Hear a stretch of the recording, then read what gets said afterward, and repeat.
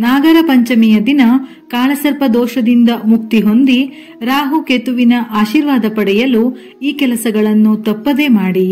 ನವಗ್ರಹಗಳಲ್ಲಿ ರಾಹು ಮತ್ತು ಕೇತುವನ್ನು ನೆರಳು ಗ್ರಹಗಳು ಎಂದು ಕರೆಯಲಾಗುತ್ತದೆ. ಈ ಎರಡು ಗ್ರಹಗಳು ನಿಮ್ಮ ಜಾತಕದಲ್ಲಿ ಉತ್ತಮವಾಗಿದ್ದರೆ ಮಾತ್ರ ನಿಮ್ಮ ಜೀವನದಲ್ಲಿ ರಾಜಯೋಗವನ್ನು ತರುತ್ತವೆ. ಆದರೆ ರಾಹು ಮತ್ತು ಕೇತುಗಳ ಸ್ಥಾನಗಳು ಕೆಟ್ಟದ್ದಾಗಿದ್ದರೆ ನಿಮ್ಮ ಜೀವನದಲ್ಲಿ ಅನೇಕ ಸಮಸ್ಯೆಗಳು ಎದುರಾಗುತ್ತವೆ. ಜಾತಕದಲ್ಲಿ ಈ ಎರಡು ಛಾಯಾಗ್ರಹಗಳ ಕೆಟ್ಟ ಸ್ಥಾನದಿಂದಾಗಿ ವ್ಯಕ್ತಿಯು ಜೀವನದಲ್ಲಿ ಕಷ್ಟದ ಪರಿಸ್ಥಿತಿಗಳನ್ನು ಎದುರಿಸಬೇಕಾಗುತ್ತದೆ.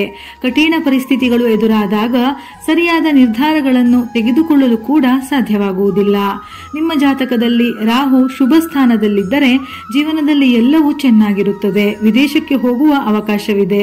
ತಂತ್ರಜ್ಞಾನ ಕ್ಷೇತ್ರದಲ್ಲಿ ಪ್ರಗತಿ ಸಾಧಿಸಲಿದ್ದೀರಿ. ನಿಮ್ಮ ವೃತ್ತಿ ಜೀವನ ಉತ್ತಮವಾಗಿರುತ್ತದೆ.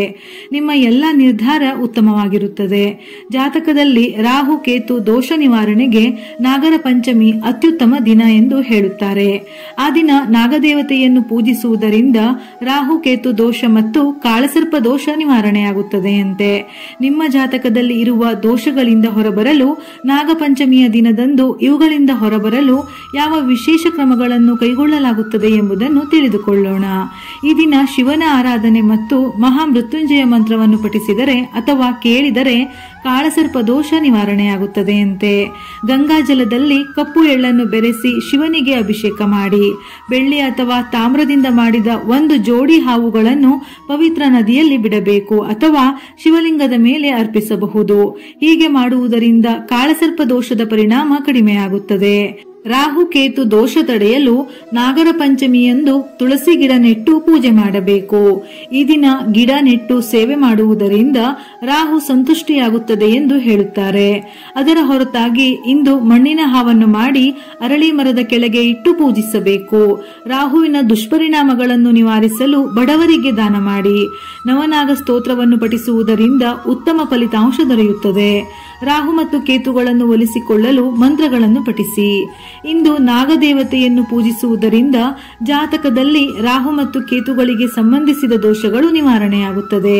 ಪಂಚಮಿಯ ದಿನದಂದು ನಾಗದೇವತೆಯನ್ನು ಆರಾಧಿಸುವುದರಿಂದ ಎಲ್ಲಾ ರೀತಿಯ ಅನಿಷ್ಟಗಳು ದೂರವಾಗುತ್ತದೆ ಮತ್ತು ಮನುಷ್ಯರು ಹಾವಿನ ಭಯದಿಂದ ಮುಕ್ತರಾಗುತ್ತಾರೆ. ಇವುಗಳ ಜೊತೆಯಲ್ಲಿ ಶ್ರೀ ನಾಗರಾಜ ದೇವರ ಅಷ್ಟೋತ್ತರ ಅಥವಾ ಸರ್ಪರಾಜ ಅಷ್ಟೋತ್ತರಗಳನ್ನು ಪಠಿಸಿದರೆ ಅಥವಾ ಕೇಳಿದರೆ ಅದ್ಭುತ ಫಲಗಳು ಪ್ರಾಪ್ತಿಯಾಗುತ್ತದೆಯಂತೆ. ಶ್ರೀ ಸರ್ಪರಾಜ ಅಷ್ಟೋತ್ತರ ಬಲು ಅಪರೂಪ ಮತ್ತು ವಿಶೇಷವಾಗಿ ತುಂಬಾ ಪವಿತ್ರವಾದದ್ದು. ಪರಮ ಪವಿತ್ರವಾದ ಶ್ರೀ ಸರ್ಪರಾಜ ದೇವರ ಅಷ್ಟೋತ್ತರದಲ್ಲಿ ಮಹಾ ವಿಶೇಷವಾದ ಸರ್ಪರಾಜರುಗಳ ನಾಮಗಳಿವೆ. ಶ್ರೀ ಸರ್ಪರಾಜರ ಹೆಸರುಗಳು ಹೇಗೆ ವಿಶೇಷವೋ ಅದೇ ರೀತಿ 16 ಜನ ನಾಗಮಾತೆಯರು ಬಲು ವಿಶೇಷ. ಶ್ರೀ ನಾಗಮಾತೆ, ಶ್ರೀ ನಾಗಭಗಿನಿ, ಶ್ರೀ ವಿಶ್ವಹರೆ, ಶ್ರೀ ಮೃತ ಸಂಜೀವಿನಿ, ಶ್ರೀ ಸಿದ್ಧಯೋಗಿನಿ, ಶ್ರೀ ಯೋಗಿನಿ, ಶ್ರೀ ಪ್ರಿಯಾ, ಶ್ರೀ ಜರತ್ಕಾರು, ಶ್ರೀ ಜಗದ್ಗೌರಿ, ಶ್ರೀ ಮಾನಸ, ಶ್ರೀ ವೈಷ್ಣವಿ, ಶ್ರೀ ಶೈವಿ, ಶ್ರೀ ನಾಗೇಶ್ವರಿ, ಶ್ರೀ ಆಸ್ತಿಕ, ಶ್ರೀ ಮಾತಾ, ಶ್ರೀ ವಿಷಹರಾದೇವಿ.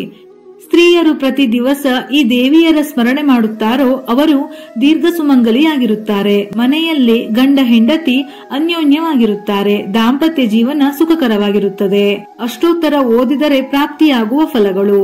ಯಾರು ಪ್ರತಿದಿನವೂ ಶ್ರೀ ನವನಾಗೇಂದ್ರರ ಪ್ರಾರ್ಥನೆ ಮತ್ತು ಶ್ರೀ ನಾಗಮಾತೆಯರನ್ನು ಸ್ಮರಿಸಿ ಸರ್ಪರಾಜ ಅಷ್ಟೋತ್ತರ ಓದಿದರೆ ನಿಮ್ಮ ಮನೆಯ ಮೇಲೆ ಸರ್ಪದೇವರ ಆಶೀರ್ವಾದವಿದ್ದು ಸರ್ವಭಯ, ಸರ್ಪಭಯ, ಶತ್ರುಭಯ ನಿವಾರಣೆಯಾಗುತ್ತದೆ. ನವನಾಗೇಂದ್ರರು ಮತ್ತು ನಾಗದೇವತೆಯರ ಸ್ಮರಣೆ ಮಾಡಿ ಸರ್ಪರಾಜ ಅಷ್ಟೋತ್ತರ ಓದಿ ಹುತ್ತಕ್ಕೆ ನಮಸ್ಕಾರ ಮಾಡುತ್ತಾ ಬಂದರೆ ಮನೆಯಲ್ಲಿ ಜಗಳ ನಿವಾರಣೆಯಾಗಿ ಸಂತೋಷದ ಜೀವನ ಮಾಡುವಿರಿ. ಎಲ್ಲರೂ ಆರೋಗ್ಯವಾಗಿರುತ್ತಾರೆ. ಯಾರಿಗೆ ಸಂತಾನ ಭಾಗ್ಯ ಇರುವುದಿಲ್ಲವೋ ಅವರು ಅಶ್ವತ್ಥ ಮರದ ಕೆಳಗೆ ಇರುವ ನಾಗರ ಕಲ್ಲಿಗೆ ಪೂಜೆ ಮಾಡಿಸಿ ಸರ್ಪರಾಜ ಅಷ್ಟೋತ್ತರ ಓದಿ ಮಂಡಲ ಪೂಜೆ ಮಾಡಿಸಿದರೆ ಸಂತಾನ ಭಾಗ್ಯವಾಗುತ್ತದೆ. ಗಂಡ ಹೆಂಡತಿ ವಿರಸ ಇರುವವರು, ವಿಚ್ಛೇದನ ಸಮಸ್ಯೆ ಇರುವವರು ಷಷ್ಠಿ ಅಥವಾ ಅಷ್ಟಮಿಯ ದಿನ ಶ್ರೀ ಸರ್ಪರಾಜ ದೇವರ ಅಷ್ಟೋತ್ತರ ಹೇಳಿ ತನಿ ಎರೆದರೆ ಸರ್ವ ಸಮಸ್ಯೆ ನಿವಾರಣೆಯಾಗುತ್ತದೆ. ಯಾರಿಗೆ ಪೀಡ್ಸ್ ಕಾಯಿಲೆ ಇದೆಯೋ ಅಂತವರು ಓದಿದರೆ ಪೀಡ್ಸ್ ಬರುವುದಿಲ್ಲ. ಕಾಳಸರ್ಪ ದೋಷ ಇರುವವರು ಓದಿದರೆ ಕಾಳಸರ್ಪ ಯೋಗವಾಗಿ ಉತ್ತಮ ಫಲ ಕೊಡುತ್ತದೆ. ಯಾವುದೇ ತರಹ ಪಂಚಮ ರಾಹು, ಸಪ್ತಮ ರಾಹು, ಅಷ್ಟಮ ರಾಹು ದೋಷಗಳು ಶ್ರೀ ನಾಗರಾಜ ಅಷ್ಟೋತ್ತರ ಓದಿದರೆ ನಿವಾರಣೆಯಾಗುತ್ತದೆ. ಯಾರು ಸರ್ಪ ಸಂಸ್ಕಾರ ಮಾಡಿ ನಾಗರ ಪ್ರತಿಷ್ಠೆ ಮಾಡಿಸಿದ್ದರೂ ತೊಂದರೆ ಅನುಭವಿಸುತ್ತಿದ್ದರೆ ಶ್ರೀ ನಾಗರಾಜ ದೇವರ ಅಷ್ಟೋತ್ತರವನ್ನು 48 ದಿವಸ ಓದಿ ಪೂಜೆ ಮಾಡಿದರೆ ಸರ್ವ ಸಮಸ್ಯೆಗಳು ನಿವಾರಣೆಯಾಗುತ್ತದೆ. ಗರ್ಭದೋಷದ ತೊಂದರೆ ಇರುವವರು ಹಾಗೂ ರಜಸ್ವರಿ ದೋಷ ಇರುವವರು ಶ್ರೀ ನಾಗರಾಜ ಅಷ್ಟೋತ್ತರ ಪ್ರತಿದಿನ ಓದುತ್ತಾ ಬಂದರೆ ದೋಷ ನಿವಾರಣೆಯಾಗುತ್ತದೆ, ಆರೋಗ್ಯ ಭಾಗ್ಯ ಸಿಗುತ್ತದೆ. ಅಶ್ವಿನಿ ನಕ್ಷತ್ರ, ಮಖ ನಕ್ಷತ್ರ, ಮೂಲಾ ನಕ್ಷತ್ರ ಉಳ್ಳವರು, ಜಾತಕದಲ್ಲಿ ಸರ್ಪದೋಷ ಇರುವವರು ಶ್ರೀ ನಾಗರಾಜ ಅಷ್ಟೋತ್ತರ ಓದಿದರೆ ದೋಷ ನಿವಾರಣೆಯಾಗುತ್ತದೆ.